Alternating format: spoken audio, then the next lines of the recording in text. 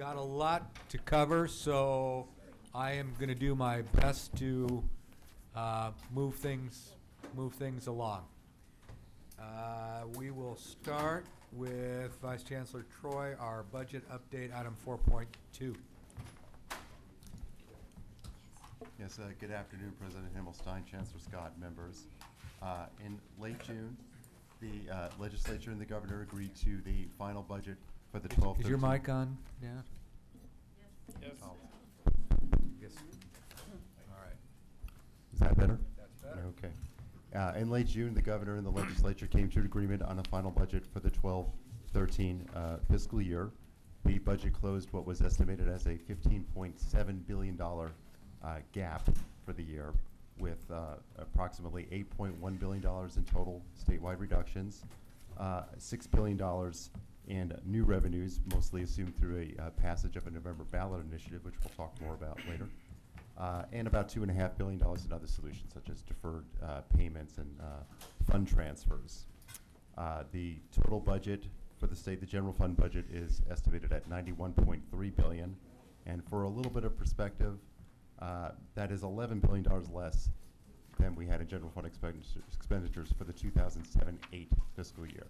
So it's been a long, deep recession that the state has not fully recovered from, and certainly community colleges have have felt the pain of those difficult fiscal times the state has undergone.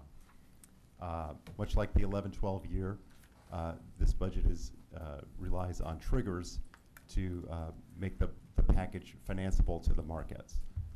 Unlike last year, that trigger is contingent on the passage of a November ballot initiative. So the governor combined with the millionaires tax folks to put together a revenue package that is estimated to produce about $8.5 billion for the state in the 12-13 fiscal year. If the voters reject that package, approximately $6 billion in trigger cuts will be enacted as of January 1st, and almost $5.9 billion of those cuts will come in the world of education. For community colleges in particular, we would lose about just a shade under $550 million. The other trigger cuts are detailed in your handout I have here. I won't go through all of them, but the major points are about $5.4 billion from Prop 98 and $250 million each from UC and CSU. So this is a major hit to education. I'll move right ahead to the community college highlights, such as they are for this year. It starts on the bottom of page 2 of your handout if you'd like to follow along there. The major components of the 12-13 budget is that we, by and large, have a stay-the-course budget Excuse if the me, ballot initiative Vice passes. Chancellor, does everybody have, I don't think we have a copy of the handout. I don't. There are some on the table, so maybe we can. Sorry about that. We'll get that handed out. Is it this one? There we go. No, that's the. All right.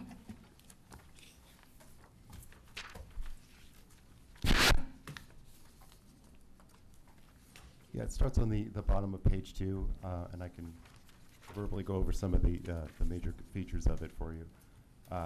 Essentially, we have no new reductions unless that ballot trigger does fail in November. If it's successful, we receive about $210 million in new money. $50 million of that would go toward growth, or as I prefer to call it, restoration of some of the workload reductions we've received over the past 3 years. And the remaining $160 million of that new money would go toward buying down the deferrals. If the initiative fails, we not only lose those items I just mentioned, the growth and the deferral buy down, we would take an additional workload reduction of about $338 million, which represents about a 7.5% workload reduction. So there is obviously quite a bit at stake for us in November. For some perspective, the trigger cut for the 11-12 year totaled $102 million. So here we're talking about a direct cut of $338 million in addition to losing the other 210. That's about a swing of almost $550 million that the system faces. So obviously this is a very challenging planning year for our districts. Some of the other features are there was no change to the categorical program, so the governor had proposed consolidating the funding for that.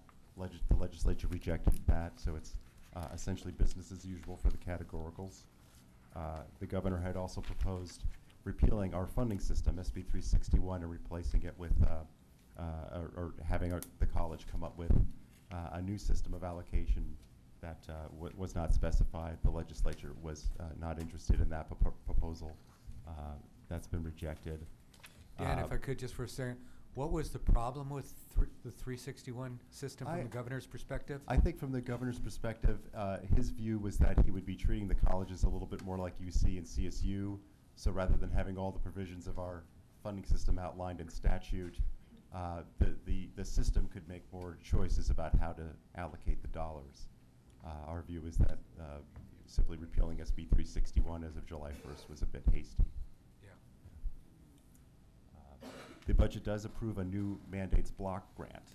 So and rather than going through the normal claims process where reimbursement often comes many years later, if at all, if it survives controller's audits and so forth, a district can simply opt into this block grant right now and receive $28 per unit of full-time equivalent student and show compliance with the mandates through the annual audit process.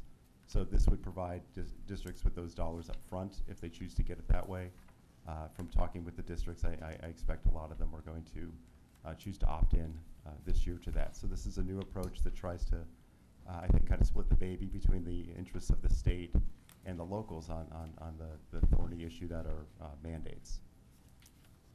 And districts can make that as an annual choice. They can choose to take and try it for this year and then go back to the claiming process next year if they didn't like how it worked out. So we'll see how that works. But again, I expect a lot of districts will opt in this year and see if it's beneficial to them.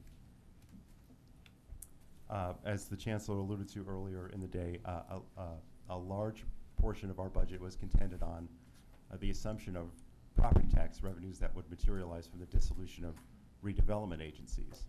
For the 12-13 year, that totaled about $340 million. As you know, since we don't have normally hold harmless protection for property tax or fee shortages, this represented a very, very major concern of ours and major risk for the system. We were able to secure an agreement with the Department of Finance and the legislature to hold us harmless for those dollars. So there is a general fund guarantee in statute that if those RDA revenues do not materialize, the general fund will fill in the remainder for us. So that is, I think, a major step forward for our system and provides a great deal of protection for our districts. Otherwise, we could have had another 7.5% deficit at the end of the day. I've already outlined the trigger. So I think just briefly to summarize, I think if there's a word that describes this budget, it's risk. The trigger is a massive risk. There are other risks being pushed onto the system. While we have that guarantee for the RDA dollars, that those dollars do have to come from somewhere in the state budget. If the state is short on cash, it's not impossible that we could be hit with an additional reduction or hit.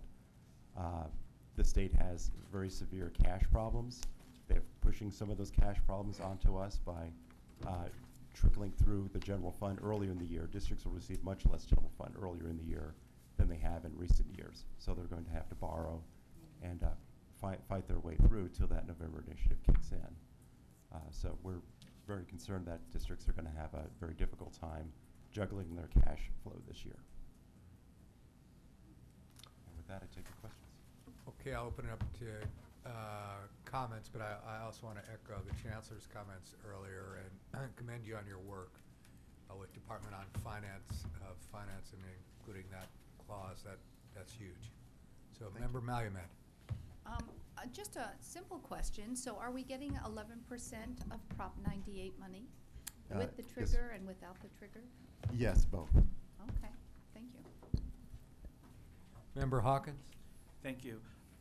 Good work on this, Dan. You've really done a yeoman's effort here. Quick question, though. If the mid-year cuts do come to fruition, how many districts will be pushed into basic aid? We just had the San Mateo district recently became basic aid. We have probably 2 or 3 others that are pretty close to that line. So I don't have the precise number for you at this point, but there are a couple of districts that are close. I'm not sure the trigger cut is enough to push them in, but if we continue to have these slow budgets over the next few years, the property tax is growing with the state percentage of general fund shrinks, we could see a few more districts trip over that line. Member Baum? I have the same question as Member Hawkins. Member Belansky? Just a question of process, so I'm aware. The new mandated block grant or mandate block grant, how will you get information from the districts as to which they're choosing? The legislation that approved the block grant requires them to communicate to the chancellor's office by a certain date. I think it's September 30th. But will you be whether they're sending going something to. out to them and Oh, saying, yes. please? Okay. Absolutely. And we do have our budget workshops we do each year. So starting later this month, we'll have one down in Southern California at the Chino Center at Chafee. And also we'll have one at Cosumnes River College here in Sacramento. And that'll provide a lot of information to the districts. And we'll talk about the That's good mandates to know. block grant there. Thank you. Member McDougal? Well, I appreciate the information, but it is certainly disheartening for all of us. And you wonder what the appropriate reaction to this kind of information is for a board such as ours. We can receive the information in silence and go on to our next meeting in September and wait until we see what happens in November. But I'm just wondering if we should not, I guess I would give serious consideration to whether this board should make a statement that makes it very clear the implications for the state of California of this continuing erosion of the capability of the system to serve the citizens of the state. Because it just keeps getting worse, and I think we have to try to articulate that as forcefully and fully as possible. I know the Chancellor has done a great job representing us and has made a number of public statements in this regard. But I think as a board, we have a collective responsibility to state similarly what we feel the implications of this are and the negative consequences for California.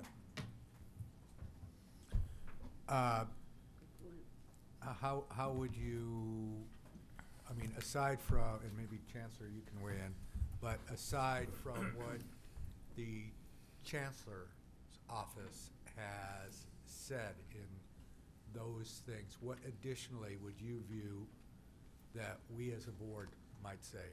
I would propose that through the Chancellor's leadership, that working with his staff, a statement is developed for us as a board to make. And, you know, many of us are appointees of the governor. We do represent all of our colleges. None of the individual colleges can make messages themselves, but they can't say anything on the state level. So I would propose that we ask the Chancellor to work with Dan and others on his staff to forge a statement that this board might adopt. We could call it a statement of major concern about the future of California, and forge it, you know, in 1 or 2 pages maximum. But I guess I'm just feeling a sense of frustration of receiving a report such as we received, and okay, let's go on to the next item and let's meet in September. I think we have to do something. Chancellor? I could work on a statement or a resolution even. And maybe I need, maybe I could have some conversations with Scott over the next month or 2, but I would be, I don't know whether we call it a resolution or a statement of concern over the continuing diminution of state funds for higher education. I feel very strongly about it, naturally. I feel it's a tragedy for the state of California, what's been happening the last few years. And if this board would like to make a statement to that effect, As to whether or not, even in terms of what you want to do about the tax initiative, that's another matter that you could think about. But I know probably there will be some individual boards of trustees that will make some kind of statement. So I'll be glad to try to fashion something if I could get some indication from this board as to what you'd like for me to fashion. I mean, I know what I'd like to say, but I don't want to speak for you. Member Malamud. Well, I was thinking, you know, to say, if our funding gets cut, if the initiative does not pass, the community colleges will not be able to admit, I don't know, 500,000 students next year. You know, as you've done in the past, just numbers of students that will not be able to come. And we support the initiative. That's the other thing I was thinking in the statement. Member Berg. Commented that too. The local community colleges, by and large, think that you guys, or this board, or this community, the Board of Governors, has money, has stashed it away, put it somewhere. They do. This is really generally the thought. That they don't think that you have enough money to fund everybody, but they're blaming the state, they're blaming the state board, the community college governors. I think that it's imperative that we make a statement, that this Board of Governors makes a statement to show that everybody's in the same boat right now. Everyone's looking for somebody to blame. Okay. And it's Member not- Baum? and it's not I would helpful. support just having the chancellor confer with the president of the Board of Governors to craft a statement Bring it back. for the board to consider. Okay. Could be a valedictory. Could be a what? A valedictory for the chancellor. Yeah. To kind of like George Washington. Okay. Any other suggestions? Can I ask just for clarity, are you asking that there be a resolution on for the board's next meeting, or something other than that? No, I think we're asking a resolution to consider for the next meeting. Or a statement, I don't know. Or a statement. So I'll go ahead and confer with the chancellor and staff, and maybe we can get something out for people to look at. Okay? Okay. Other, but this is regarding. This is regarding what you were talking about, Peter, what this is doing to our capacity to educate students in the state, correct? Absolutely. Right. And what that diminishment of capacity is doing to the individuals in their lives and collectively to the state of California. Right. And we have to start, obviously, with a preamble of what the last 3 or 4 years have done in that regard. And then we have to begin to look ahead. And Okay. Other comments? Okay, we can do that.